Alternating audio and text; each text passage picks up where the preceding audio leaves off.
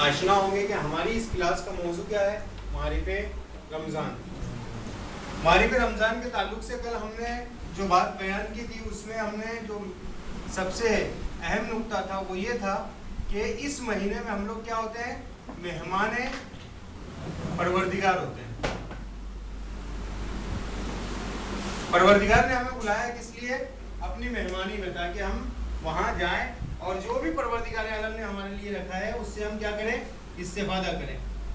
تو ہم نے کہا تھا کہ اس دعوت میں جو پروردگار عالم نے ہمارے لیے رکھی ہے، اس دعوت میں پروردگار نے ہمیں کھانے پہ نہیں بلایا۔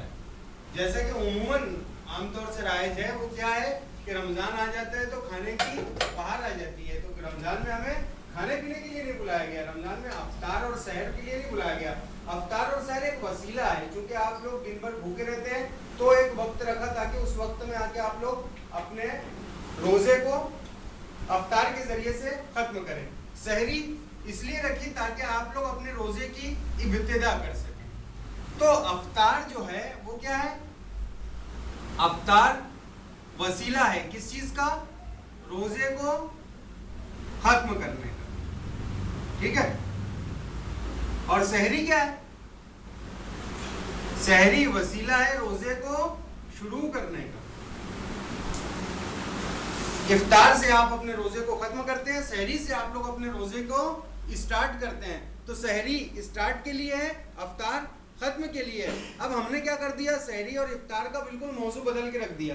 افطار میں آپ کو ختم کرنا تھا، کسی بھی چیز کو ختم کرنا ہے تو کس چیز سے آپ ختم کرتے ہیں؟ بھوک پیاس کو، جو بھی غذا آپ کو مہیا ہو جائے تو اس غذا کے ذریعے سے آپ لوگ اس کو ختم کر دیتے ہیں۔ اور سحری ابتدا کرنا ہے آپ کو تو تھوڑی سی غذا جو بھی عموماً رائج ہے اس کے ذریعے سے آپ اس کو شروع کر سکتے ہیں۔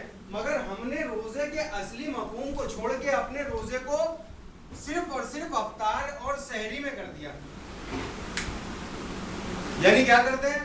صرف انتظام کرنا ہے افطار کا، صرف انتظام کرنا ہے سحری کا۔ وہ مناقب اور وہ فضائل جو روزے کے ہیں اس کو ہم بھول گئے۔ اصل میں روزہ نام کیا ہے؟ مہمانی پروردگار کا۔ تو ہم نے کل کیا کہا تھا؟ پروردگار نے آپ کو بلایا کھانے کے لیے نہیں بلایا۔ کس لیے بلایا آپ کو؟ پروردگار عالم نے سب سے پہلی چیز جو یہاں پہ رکھی ہے کیا ہے؟ استجابت دعا۔ یہ پروردگار عالم کا دسترخوان ہے، اس میں کیا ہے؟ استجابت دعا، شب قدر، اور کیا بتایا تھا ہم نے؟ نزول قرآن، اور کیا بتایا تھا؟ آمد فرشتگان، اور کسی کو یاد ہے کچھ؟ لطافت روح، اور یہ ہو گیا، اور دوزخ سے نجات۔ تو پروردگار نے ہمیں اس مہینے میں بلایا ہے کس لیے؟ اس لیے بلایا ہم کو استجابت دعا کے لیے۔ اس مہینے میں آنے کے بعد اگر آپ کی دعائیں مستجاب ہو رہی ہیں تو اس کا مطلب یہ ہے کہ واقعی آپ نے روزہ رکھا ہے۔ اور اگر اس مہینے میں روزہ رکھنے کے باوجود آپ کی دعائیں مستجاب نہیں ہو رہی ہے تو پھر آپ کو اپنے روزے کو کہیں نہ کہیں چیک کرنا پڑے گا کہ کہیں نہ کہیں کوئی گڑبڑ تو نہیں ہے۔ پروردگار نے بلایا آپ کو شب قدر کے لیے، پروردگار نے بلایا نزول قرآن کے لیے، پروردگار نے بلایا آمد فرشتگان کے لیے، پروردگار نے بلایا لطافت روح کے لیے، پروردگار نے بلایا دوزخ سے نجات کے لیے۔ یہ پروردگار عالم کا دسترخوان ہے، اور دسترخوان پہ یہ چیزوں کو پروردگار عالم نے رکھا ہے۔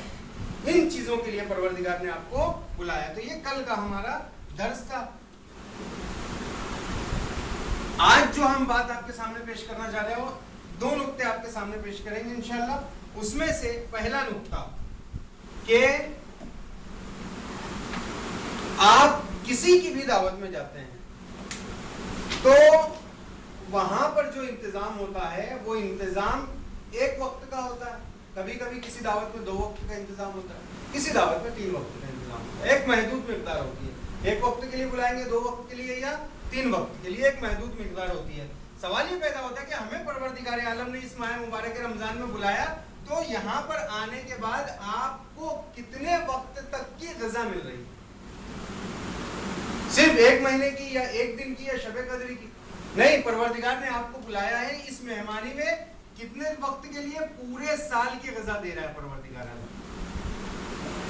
پورے سال کی غذا تامین ہو رہی ہے آپ کو اس ماہ مبارک رمضان، پورے سال کی، اس ایک مہینے میں آپ کو پورے سال کی غذا مل رہی ہے یہاں پہ۔ اب اس ماہ مبارک رمضان سے اگر آپ نے پورے سال کی غذا لے لی اور اگر آپ نے نہ لی تو یہ آپ کا نقصان۔ پروردگار نے دسترخوان بچھا دیا اور کیا کہہ دیا کہ میں آپ کو بلا رہا ہوں اس ماہ مبارک رمضان میں، کیوں؟ تاکہ آپ آئیں اور پورے سال کی جو غذا ہے وہ حاصل کریں۔ تو ہمیں کوشش یہ کرنی چاہیے کہ اس دسترخوان پہ آنے کے بعد ہم پورے سال کی غذا کو حاصل کر لیں۔ اب سوال یہ پیدا ہوتا ہے کہ یہ غذا جو ہم بار بار کریں کہ پروردگار نے بلایا آپ کو پورے سال کے غذا کی تامین کرنے کے لیے، غذا کی دو قسمیں ہیں، ایک غذا مادے کے لیے ہوتی ہے، ایک غذا روح کے لیے ہوتی ہے۔ مادے کی غذا تو آپ جو استعمال کر رہے ہیں روز، پروردگار نے جو آپ کو بلایا ہے وہ روح کی غذا کے لیے بلایا ہے۔ یہاں پہ جو پروردگار نے بلایا وہ کس لیے بلایا؟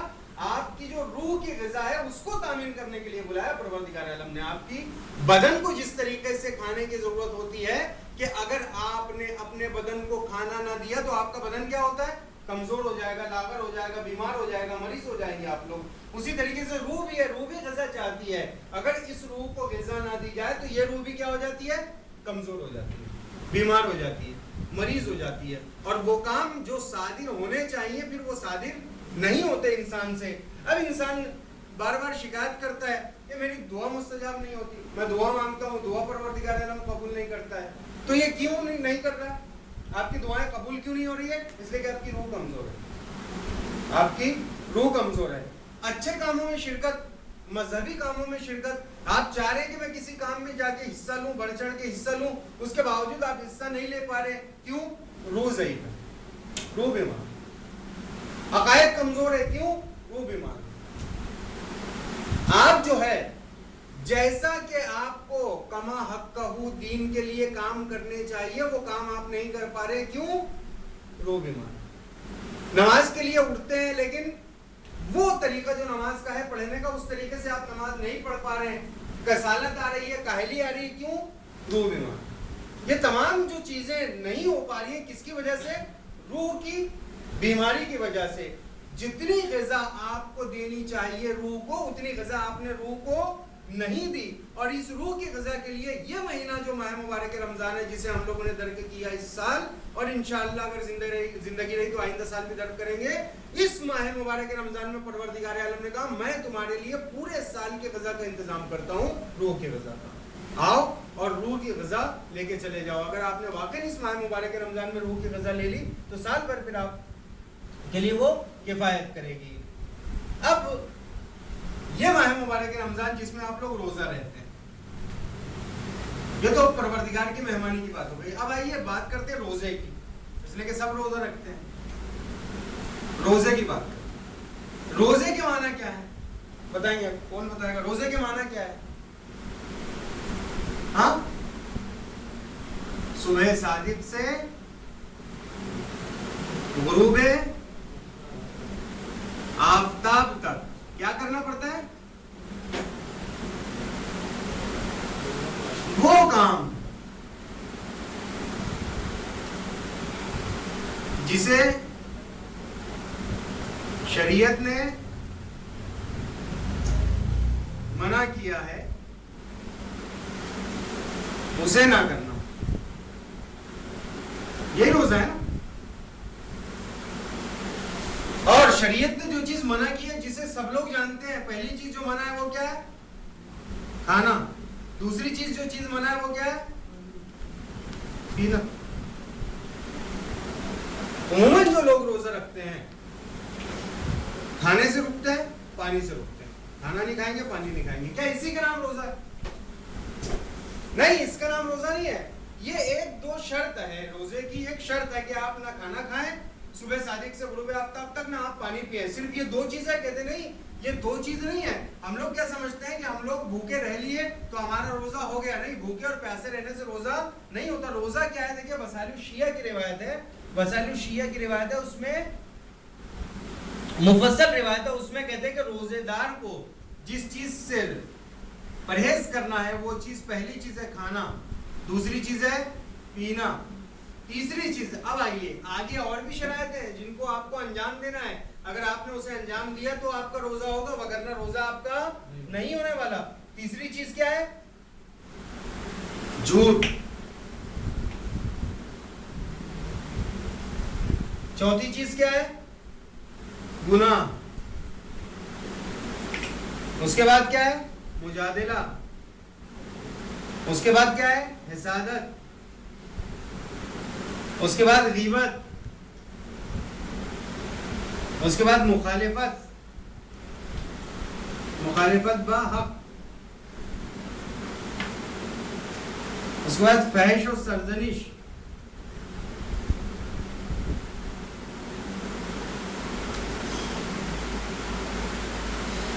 اس کے بعد طعنہ،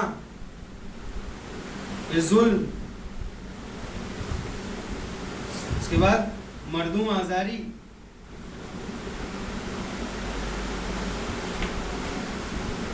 اس کے بعد غفلت.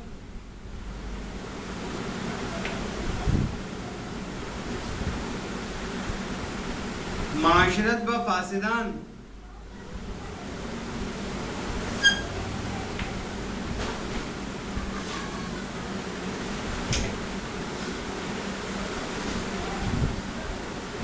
سخن چینی. اور اس کے بعد ہے پھر حرام خوری.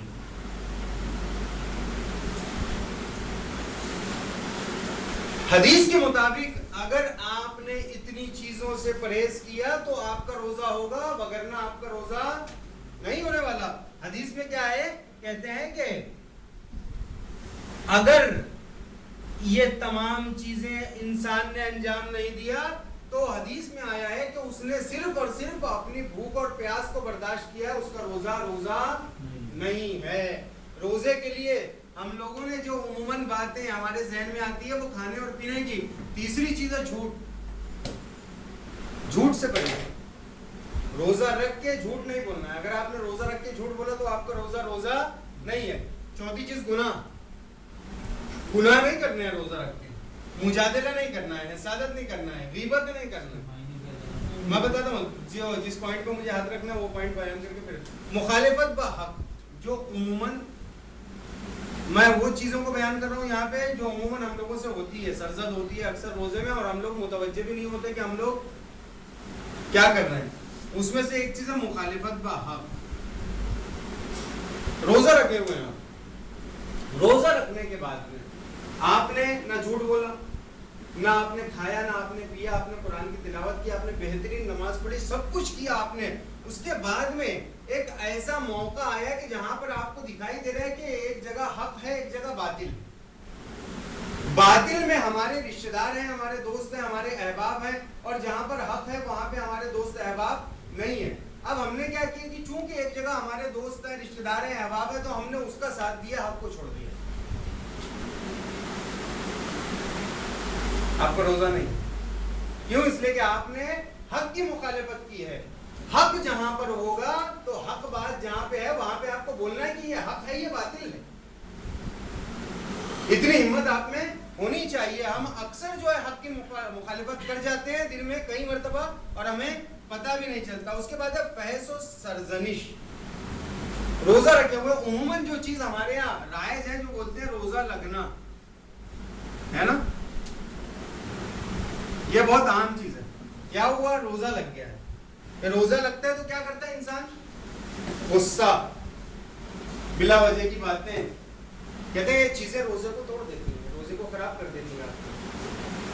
آپ گھر میں بیٹھے ہوئے ہیں تو روزے کے لیے ایک شرط یہ ہے کہ آپ کے بچے، آپ کی بیوی، اور عموماً یہ ہوتا ہے کہ اکثر دیکھا یہ گیا ہے کہ جب انسان روزہ رکھا ہوا ہوتا ہے تو 3 سے 4 جہاں بجا تو وہاں پہ بچے لوگ پھر اپنے ماں باپ سے دور ہونا شروع کر ہو جاتے. کیوں؟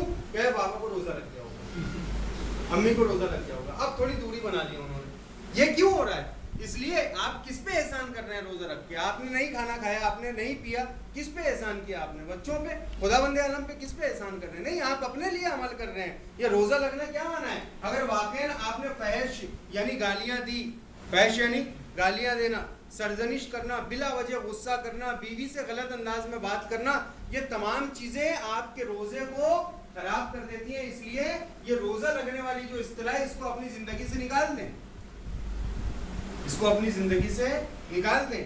روزہ لگا یعنی کیا؟ اب یہاں سے جیسے ہی آپ کو بھوک کی شدت اور پیاس کی شدت ہو گئی, اب یہیں سے آپ مزہ لینا شروع کریں کس چیز کا؟ عبادت پروردگار. یہی تو عبادت پروردگار کا. بجائے اس کے کہ آپ کسی پہ غصہ کریں, اب یہاں سے محسوس کریں آپ اپنے روزے کو, اب یہاں سے محسوس کریں آپ اپنی عبادت کو. اس کو الٹا کر دینا ہے کہ وہ غصہ کریں, تانا نہ دیں کسی کو بھی. ہم لوگ گھومٹ کیا ہوتا ہے, مثال کے طور پہ ایک شخص جا رہا ہے راستے سے, آپ بھی جا رہے ہیں, آپ سے ملاقات ہوئی, آپ کا دوست تھا, اب آپ نے اس کو اچھی بات کا تانا دے دیا. عموماً ہوتا ہے, یہ دینا صحیح نہیں, آپ کے روزے کو خراب کر دے گا. ظلم, مردم آزاری. مردم آزاری جو ہمارے ہندوستان میں بہت زیادہ رائج ہے. مردم آزاری یعنی کیا؟ آپ کے گھر کے اوپر سے اگر پانی بہ رہا ہے اور اگر وہ پانی لوگوں کو نقصان پہنچا رہا ہے یا لوگوں کے آنے جانے میں تکلیف کا باعث بن رہا ہے تو یہ مردم آزاری ہے, یہ لوگوں کو ستانا ہے. اس سے آپ کا روزہ خراب ہوگا. غفلت نہیں ہونی چاہیے. معاشرت پر فاسدان, اب آپ نے روزہ رکھ لیا, تمام کاموں کو انجام دے دیا, لیکن عموماً جو ہوتا ہے وہ یہ کہ آپ نے دیکھا ہے کہ وہ شخص فاسد ہے, مفسد ہے, دین میں فساد کرتا ہے, اچھے کاموں کو ہونے سے روکتا ہے, اور تمام خصلتیں اس کے اندر میں موجود ہے, حق کی مخالفت کرتا ہے. تو اب روزہ اگر آپ نے رکھ لیا ہے تو اب آپ کی ایک ذمہ داری ہو جاتی ہے. وہ ذمہ داری کیا ہے کہ اب آپ اس کے ساتھ نہ رہیں, اب آپ اس کے ساتھ نہ رہیں. اگر روزہ رکھ کر آپ نے فاسدوں کے ساتھ میں اٹھنا بیٹھنا رکھا, معاشرت رکھی, تو یہ آپ کے روزے پہ اثر کرے گا. کتنی باریک ہے, بہت عجیب و غریب عبادت ہے کہ جس میں آپ کو کئی چیزوں کا خیال رکھنا. فاسدوں کے ساتھ مت اٹھو, فاسدوں کے ساتھ مت بیٹھو. اس کے بعد آ جاتی ہے بات حرام خوری کے اوپر. یہ صرف اور صرف ماہ رمضان کے لیے حرام خوری سال بھر آپ کے لیے حرام ہے, لیکن خاص طور سے ماہ مبارک رمضان میں اس چیز کا خیال رکھیں. اب حرام خوری تو یعنی حرام طریقے سے پیسہ کمانا, اس کے علاوہ بھی اور چیزیں ہیں. مثال کے طور پہ کافر کے ہاتھ کا کھانا صحیح نہیں ہے. کھجور اچھی مل رہی ہے آپ کو, کوئی اور کھانا آپ کو اچھا مل رہا ہے, کچھ اور چیزیں جو گیلی ہیں جو کافر کے ہاتھ سے آ رہی ہے وہی گیلی چیز آپ استعمال کر رہے ہیں, یہ صحیح نہیں ہے. آپ کے روزے کو خراب کر دے گی, روزہ اور آپ کا خراب ہو جائے گا, اگرچہ کہ عمومی حالت میں بھی اس کو استعمال نہیں کرنا ہے. تو یہ تمام چیزیں جو میں نے لکھی ہیں, ان تمام چیزوں سے پرہیز کا نام ہے روزہ. صرف ہم لوگ کیا سمجھتے ہیں کہ نہ کھایا اور نہ پیا تو ہمارا روزہ ہو گیا. نہیں, جھوٹ سے بچنا ہے, گناہ سے بچنا ہے, مجادلے سے بچنا ہے. مجادلے سے کیا ہے؟ مجادلے سے کیا مراد ہے؟ مجادلہ یعنی آپ کسی بھی شخص سے کھڑے ہو کر بلا وجہ کی بحث اور مباحثہ کہ جس کا کوئی نتیجہ نہیں ہے, جس کا کوئی حل نہیں, اس سے آپ کو بچنا ہے. مجادلہ بلا وجہ کی بحث ہو, تکرار نہ کرو. اب روزہ لگ گیا تو بلا وجہ کی بحث کرے جا رہے ہیں, گھر میں بچوں سے یا گھر میں بیوی سے, گھر میں ماں باپ سے, ان تمام چیزوں سے بچنا ہے ہمیں, تب جا کے ہمارا روزہ ہوگا.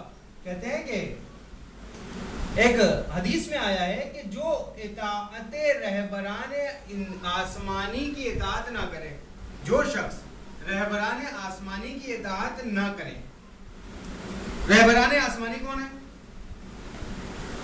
ہمارے انبیاء, ہمارے ائمہ, ان کی اطاعت میں, اور یا مسائل شخصی یا خانوادگی میں اپنی ہمسر سے بدرفتاری کرے یا نامہربان ہو جائے.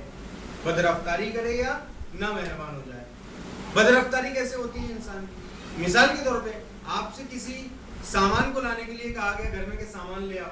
اب چونکہ وقت ہے 5 بجے کا اور آپ کو روزہ لگا ہوا ہے, اب آپ نے شروع کیا کہ یہ میرا کام نہیں ہے, تم جاؤ.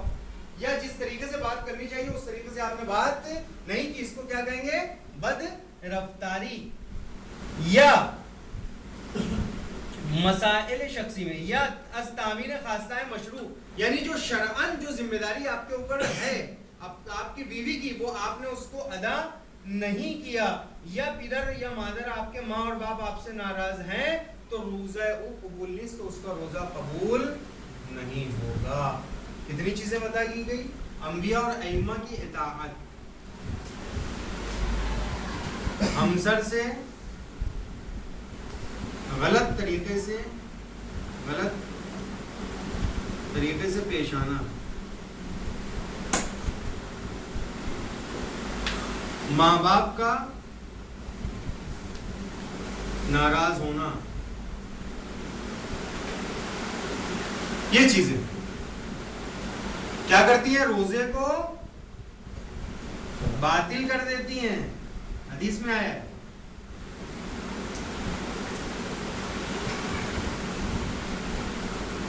کتنی بار ہم لوگ اطاعت ائمہ نہیں کرتے ہیں دن بھر میں؟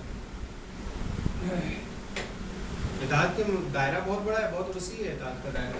ہم لوگوں کو یہ دیکھنا ہے کہ واقعی ہم لوگ اطاعت پروردگار، اطاعت ائمہ، اطاعت انبیاء کر رہے ہیں نہیں کر رہے ہیں. اگر آپ نے اطاعت کی تو آپ کا روزہ ہے، اگر آپ نے اطاعت نہیں کی تو آپ کا روزہ نہیں ہے. ہمسر سے غلط طریقے سے پیش آ رہے ہیں آپ لوگ، اگر آپ پیش آ گئے تو اس کا مطلب ہے کہ آپ کا روزہ باطل ہے.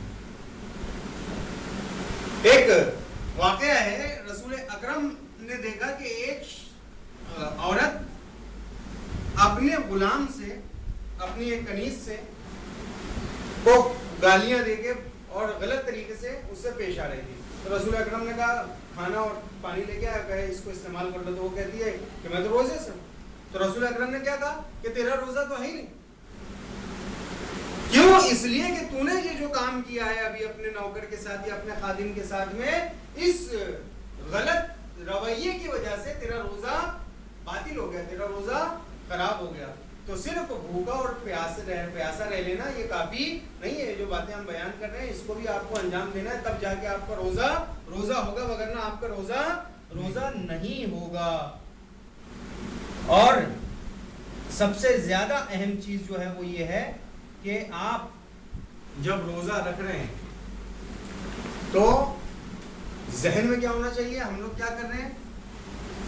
اطاعت پروردگار کر رہے ہیں. چونکہ پروردگار نے حکم دیا ہے، اس لیے ہم لوگ نماز پڑھتے ہیں تو غصہ کرتے ہیں، روزہ رکھتے ہیں تب کیوں غصہ آتا ہے؟ لیکن انسان بھوکا اور پیاسا ہوتا ہے. تو اپنے ذہن میں اس بات کو اچھی طریقے سے بیٹھا لیجئے گا کہ جو ہمارے یہاں اصطلاح رائج ہے روزہ لگنے والی، اس کو اپنی زندگی سے نکال کے پھینک دیں. اگر واقعاً آپ کو روزہ لگتا رہے گا تو آپ صرف بھوکے اور پیاسے ہیں، آپ کا روزہ نہیں ہو پا رہا ہے. اس کے بعد میں ایک خطبہ شعبانیہ ہے جس کو انشاءاللہ ہم کل بیان کریں گے. آج کے لیے انشاءاللہ کافی ہے. صلوات پڑھیں محمد والے.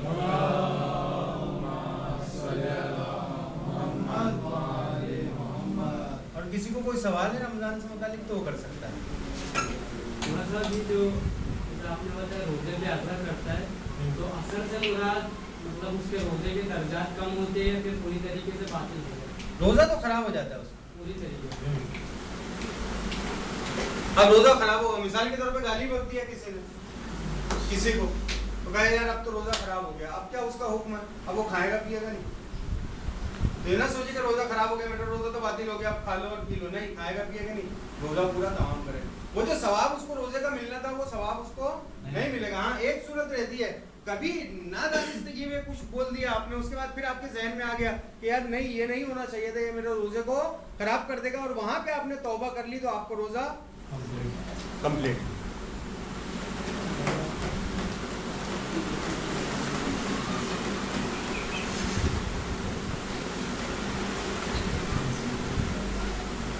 کل انشاءاللہ خطبہ شعبانیہ کا ترجمہ سنائیں گے آپ کو.